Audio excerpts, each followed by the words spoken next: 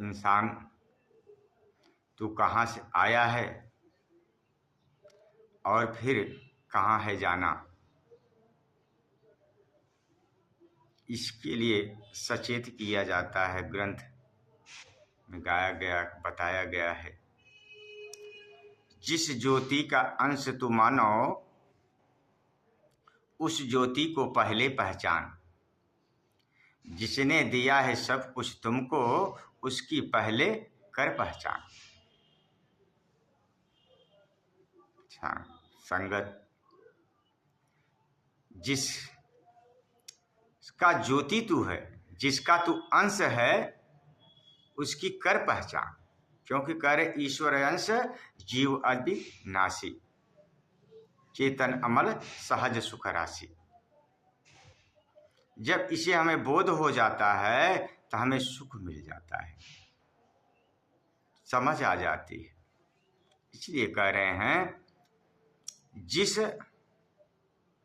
अंश का ज्योति मानो तू उसको कर पहचान। साथ संगत, जैसे हवा, जैसे हम सांस अंदर लिए फिर सांस को हम छोड़ते हैं। जब सांस को छोड़ते हैं तो अपने केंद्र में इसमें मिल जाता है, फिर उसको अंदर लिए फिर हम छोड़ते हैं, क्योंकि उसका केंद्र है, अपने केंद्र में मिलता है। जैसे मिट्टी का आप ढेला ले लीजिए, उस ढेले को कितने भी ऊपर फेंक दो, ऊपर से वो नीचे आएगा। क्यों? उसका केंद्र मिट्टी है, धरती है, उस अंश में जाकर मिलेगा। जैसे हवा, देखिए गाड़ी में रहता है, गाड़ी में हवा रहेगा, जब उदकता है आवाज करता है तो उसका केंद्र कहाँ है? वो हवा में जाकर मिल जाता है। जैसे अग्नि आप जलाए नीचे, जब धरती पर अग्नि जलाते हैं तो जलते हुए सीधा जाकर सूर्य के पास जाती, ऊपर जाती है, लौ लपलपाती हुई, क्योंकि उसका केंद्र है, अपने अंश से मिलना चाहती है। साथ संगत, इसी तरह ये जो आवाज निकल रही है इसका भी केंद्र है, आकाश का गुण है। इस आवाज आकाश के गुण में मिल जाता है। साथ संगत, जिस अंश का ज्योति मानो उसकी तू कर पहचान। इसका भी अंश है। जैसे बूंद पानी, बारिश जब गिरता है तो नदी नाला होते हुए वो जाकर समुद्र में मिलता है, समुद्र उसका केंद्र है।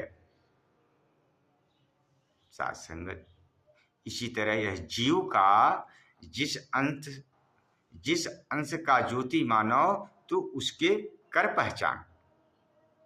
इसीलिए संत महात्मा सजे कर रहे हैं, तू है किसी का।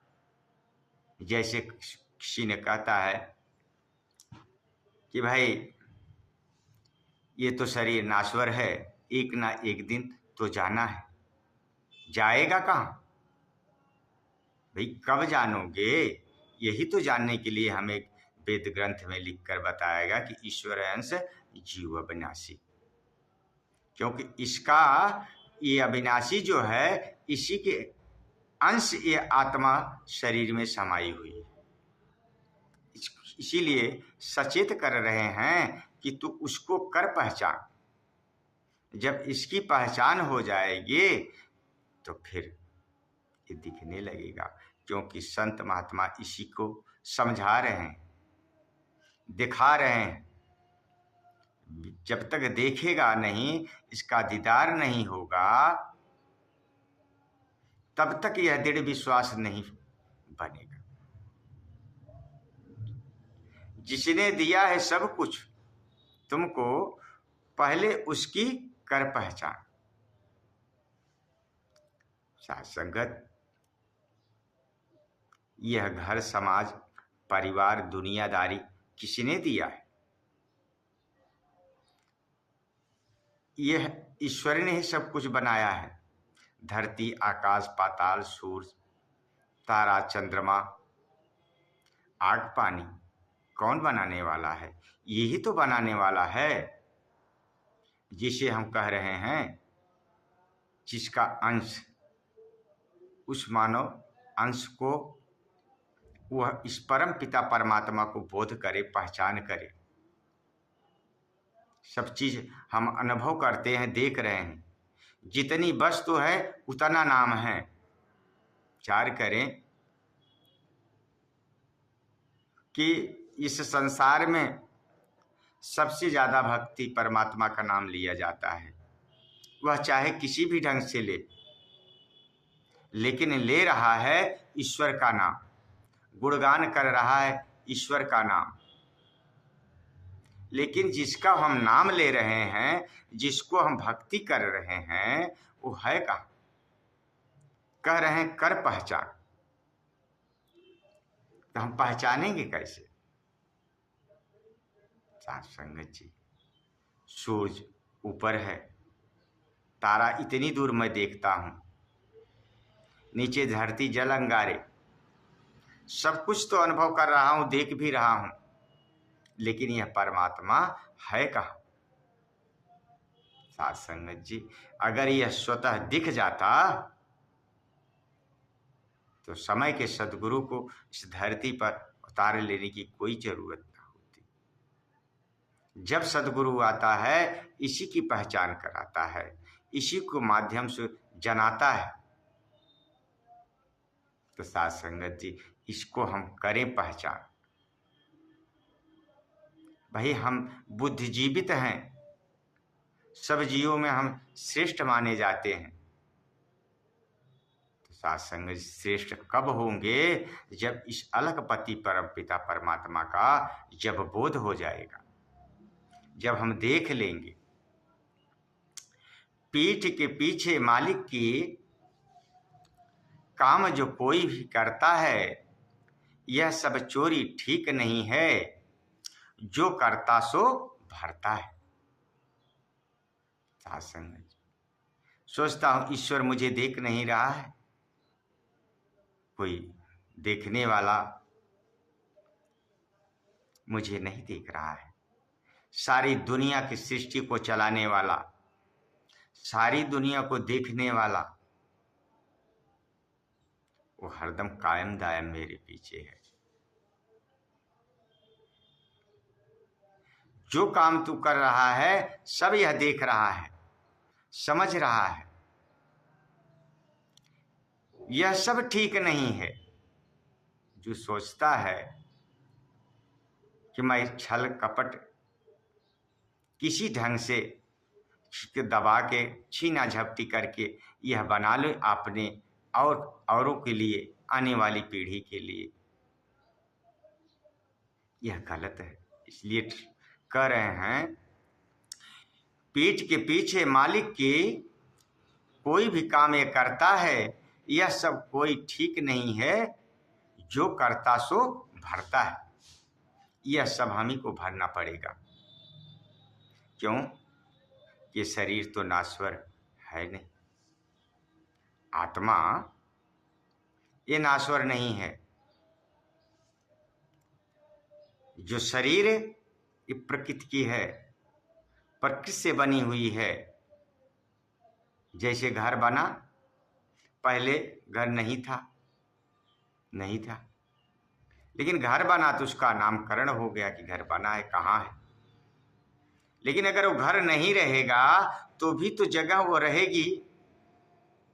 जब वह जगह है, ऐसे ये ईश्वर भी रहेगा। ये शरीर अपना धारण करता है। इसीलिए भगवान कृष्ण गीता में कहे हैं, जैसे नया वस्त्र को हम धारण करते हैं, उसको पुरान होने पर त्याग करके दूसरे को हम धारण कर लेते हैं।